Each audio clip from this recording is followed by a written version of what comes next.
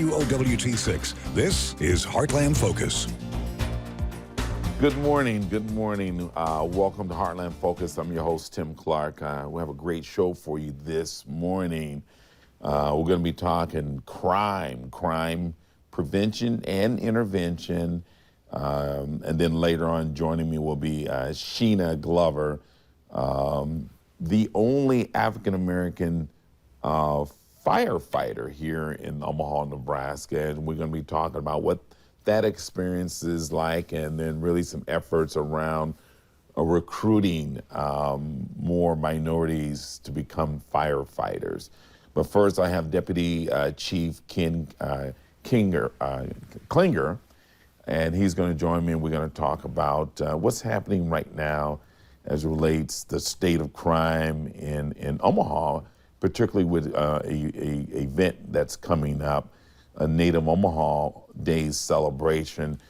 Just some things that the community can do to help make sure that that's a safe event that we all can celebrate and enjoy. So, hey, I want to welcome Deputy Chief Ken. Thank you, man.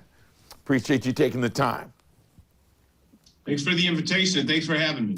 Yeah, well, one of the things, being a part of media, Deputy Chief, so often we hear the sirens, we see the headliners on the news that it's just gloom and doom. And offline, we were talking a little bit, and in terms of just, North Omaha particularly, it's always kind of been a target in terms of just, it's crime. There's a lot of great things happening in North Omaha. And I think, really from your perspective, being, that's what you wake up to do every day, to serve and protect, kind of give your perspective of really what's happening.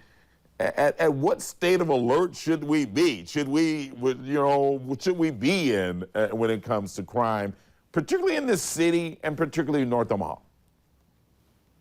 Well, I think it's obviously important that we're cognizant of what's going on in our city. And obviously the goal and the mission of the Omaha Police Department is that the entire city flourishes, which I think that it does each and every day. We are going to have spikes in crime, and we never want to see loss of life or non-fatal shootings occur in this city. And the men and women in the Omaha Police Department are working tremendously hard to prevent those things. And as you mentioned, that's a three-prong approach. We have to be strong on enforcement. There's certain individuals that we do have to get off the streets to make sure the community is safe.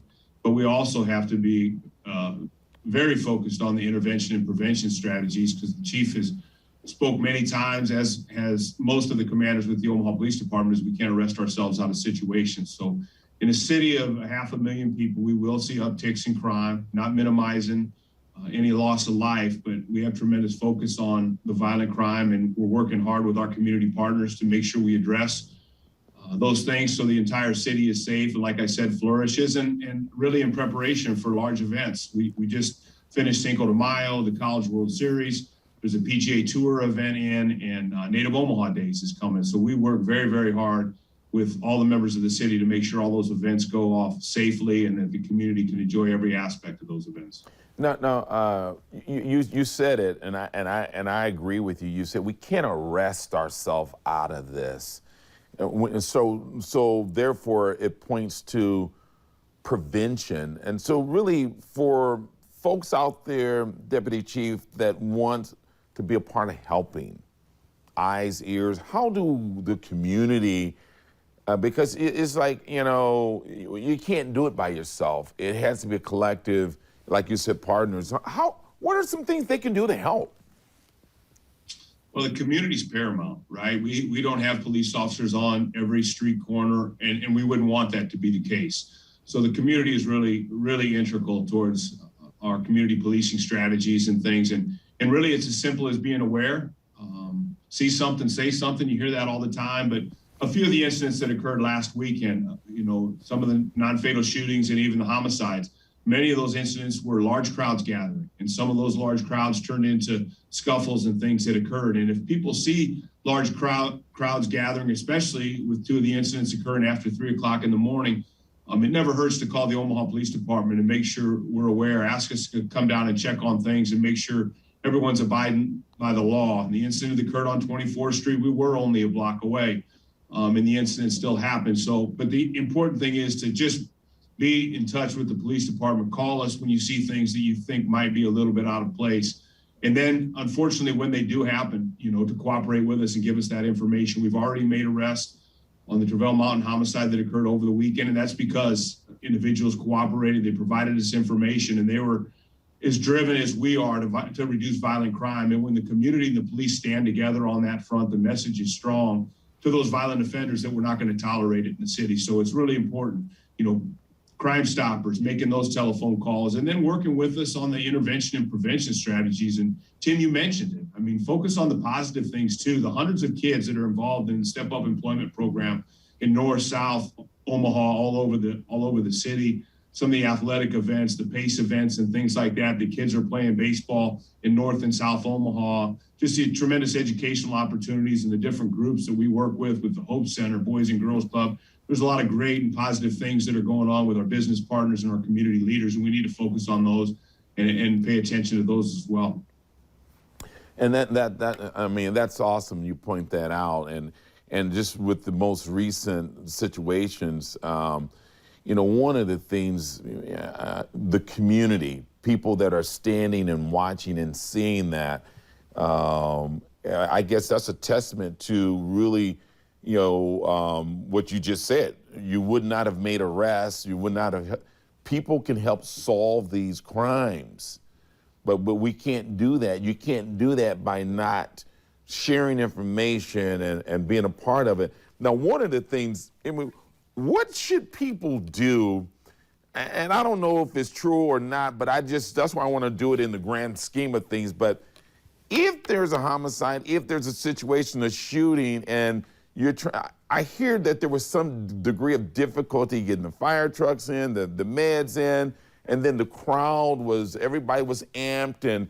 But what people can do to help aid you guys once there's a shooting in that situation, because there's certain things, time represent life.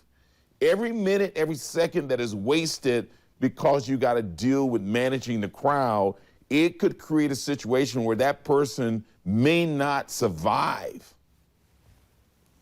No, you're absolutely right. And that cooperation and things is extremely important, especially when we have someone injured as seriously as we did this weekend, and making sure that, I know individuals went through a traumatic event, but allowing the first responders, Omaha Fire, Omaha Police, to do their job and to make sure they can do everything they can to get the individuals to our trauma center and render aid is critically important. And then, like we talked about, providing the information that we need to try to help solve these incidents. A lot of people, it's not that they don't want to cooperate per se, but they may think that somebody else has already called. I mean, there were dozens and dozens of people out on 24th Street when the homicide happened with Jasmine Washington, and we're asking those people to call with information. Don't assume somebody else has and that we have that information. If we do, that's great.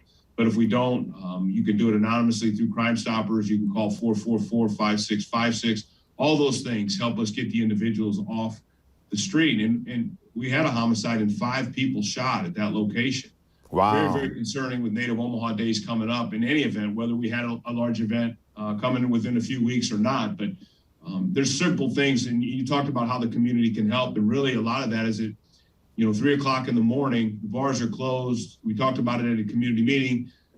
Parks are closed. It's time to go home at a certain point in time. And there's closed property lots, which basically means, hey, that's not a place to loiter and to gather. And a lot of times when you gather that late after the bars have closed, fights and scuffles and things occur. So just to comply with the requests of the Omaha police officers that are out there, the closed property signs, and when it's time to end the night, to go home, all those things make our community a lot safer.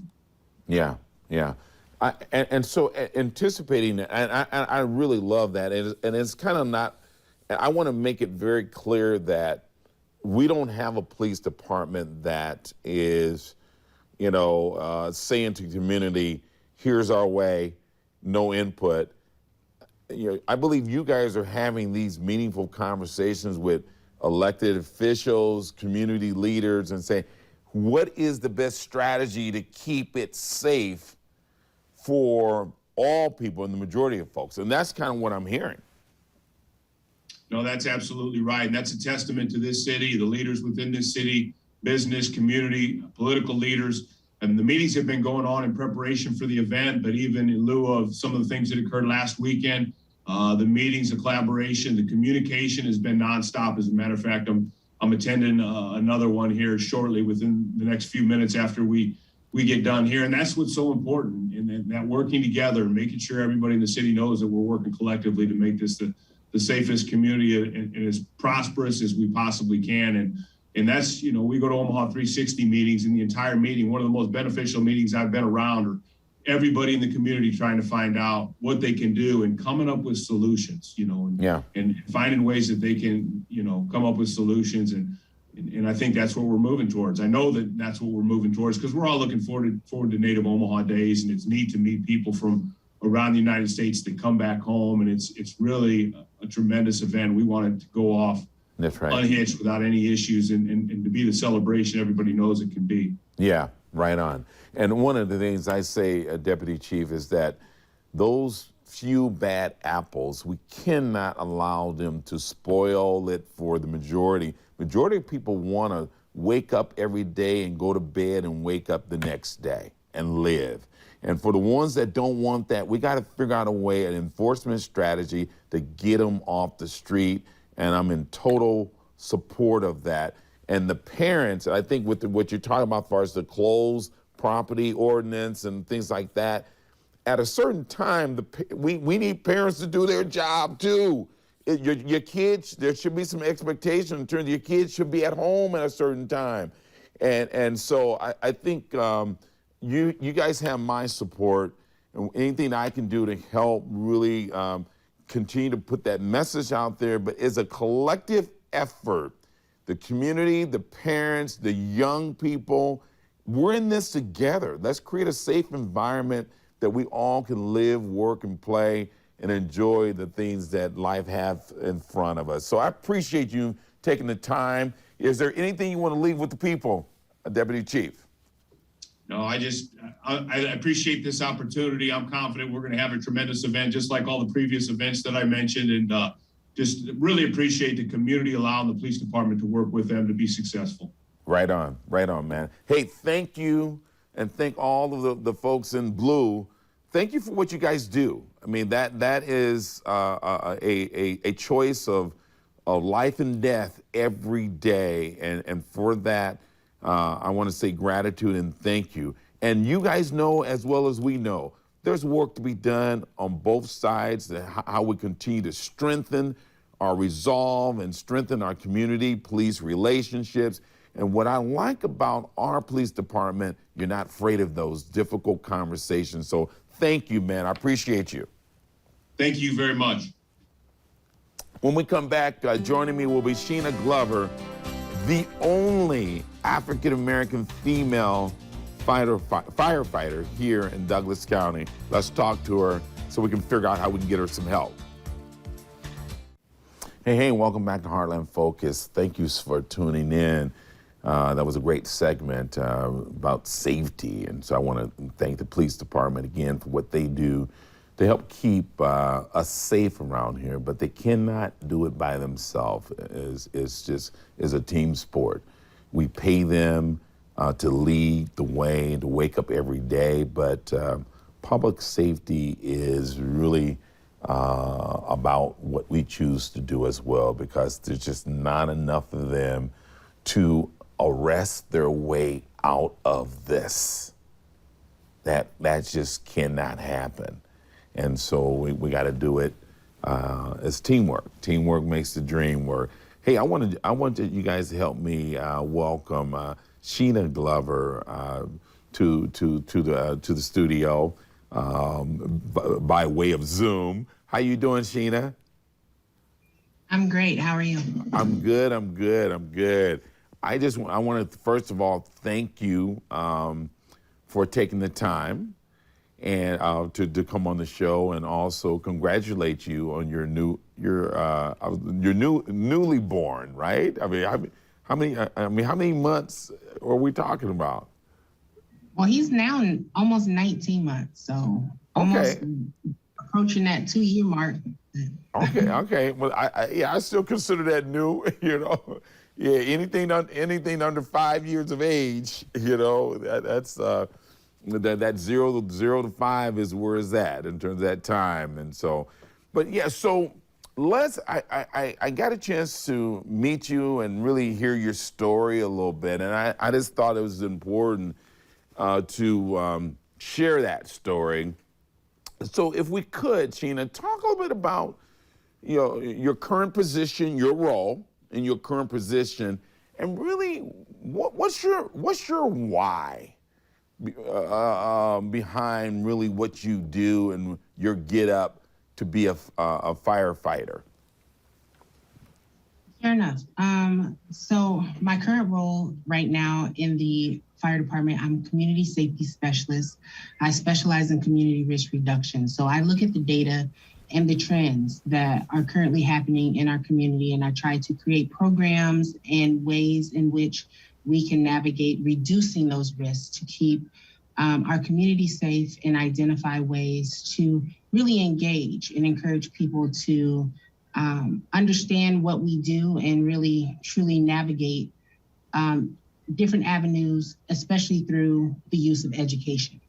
I originally came into the fire service to take care of my kid. I've been on 13 and a half years. I was a Creighton student, a Creighton graduate in their emergency medical services program. And so I came in really wanting to do whatever I could to help. My original ideas in life were to be a doctor, and then I became a single mom. I got married when I was 19. So I went through a divorce, and here I am. The reason why I choose to do what I do is because I feel like everything that we do in life has a human factor in it. And I've had a firsthand experience in being able to help and see the impacts of those helps.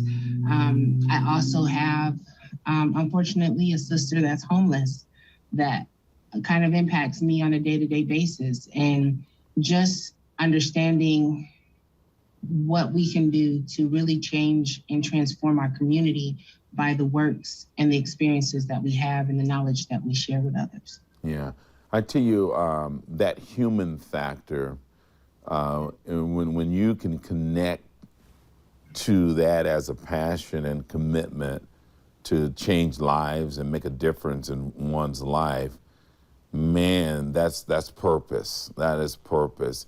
When you think about fire safety, I've been hearing a lot. I work in North Omaha. I work at Metropolitan Community College, and I've been seeing a lot of fire trucks. It's been hot, and what are some things that our parents and for the young people that are watching can do as we look at really trying to get through this summer when it comes to fire safety? And if a fire would occur in one's home, what should they do? It's important that people understand that every second counts. So sometimes we get involved in situations that are outside of our norm. So maybe it's an emergency that's medical related, and maybe it's even a fire. Understanding that the sooner you activate or call 911, the sooner we can get there to help. Just knowing what your limitations are also helps. There's classes and things that are available that the community can engage in to learn some of those life safety tactics that we employ and implore through our job itself. If you can educate yourself as much as possible on what to do in situations of an emergency, whether it's working and active smoke detectors in your home and doing your due diligence to check those every 30 days to ensure that they're working so that we can ensure that you're getting out or being notified if something was to go wrong in the times that you may be sleeping in your home, and just establishing a plan No one wants anything bad to happen, but sometimes we have to understand that sometimes bad things do happen, whether if it's a first aid kit or making sure that you know where your exits are. All those things matter. And even the little things that we don't think about, like slip, trip, fall hazards in the home. Do we have rugs that aren't secured that could potentially we trip over it?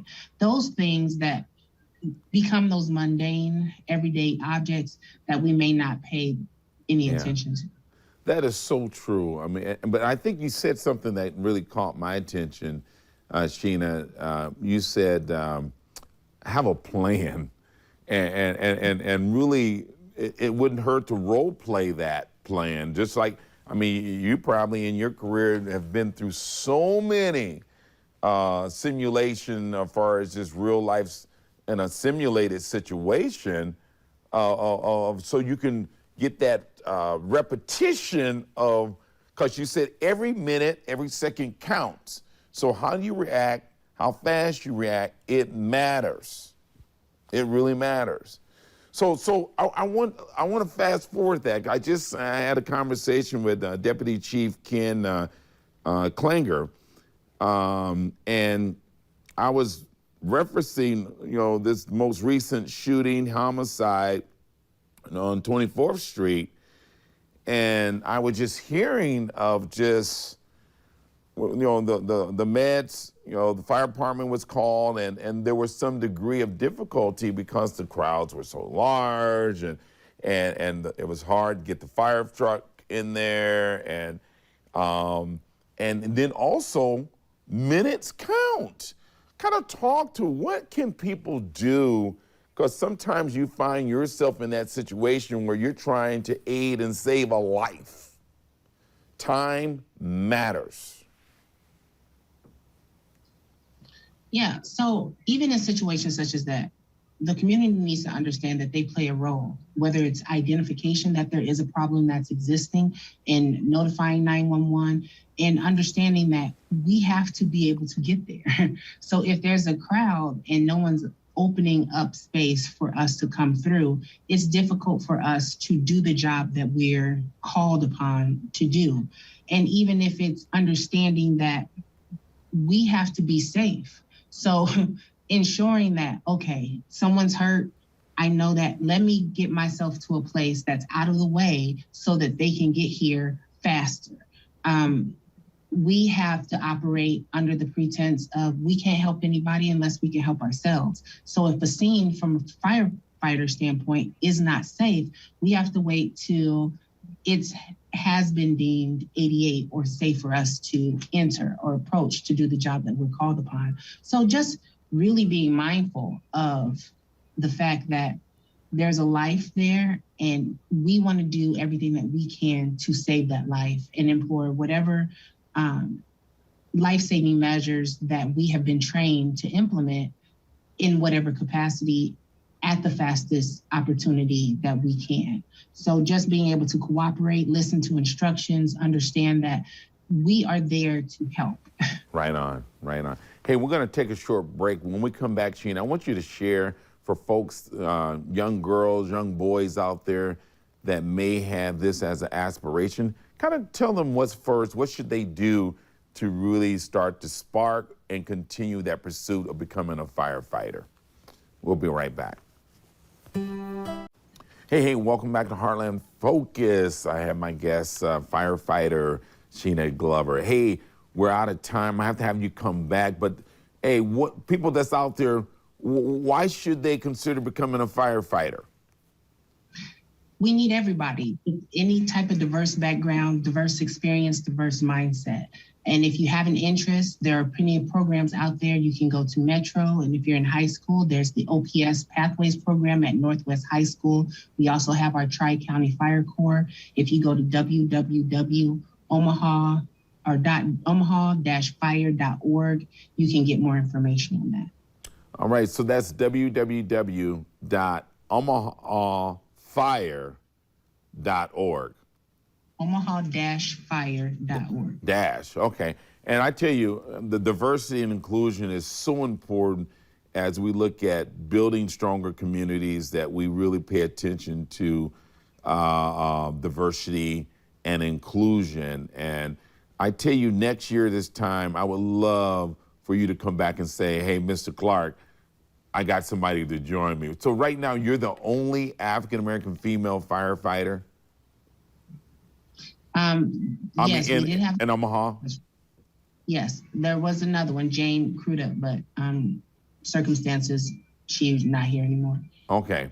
So we're going to try to change some of those circumstances to where we really begin to have a fire department that is reflective of our community that we're serving. That's what's up. I'm out of time. So, and I want to thank you guys for taking the time to tune in. Heartland Focus. Make today the beginning of your best year yet. Go out there, hug somebody from afar, do your dance to your beat. Don't let nobody tell you how to move and groove. Do your part to stay safe by taking care of yourself. I'm your host, Tim Clark. Until next time, take the time to be good to yourself, and it'll make it so much easier to play in that sandbox and be good to others. I'm out.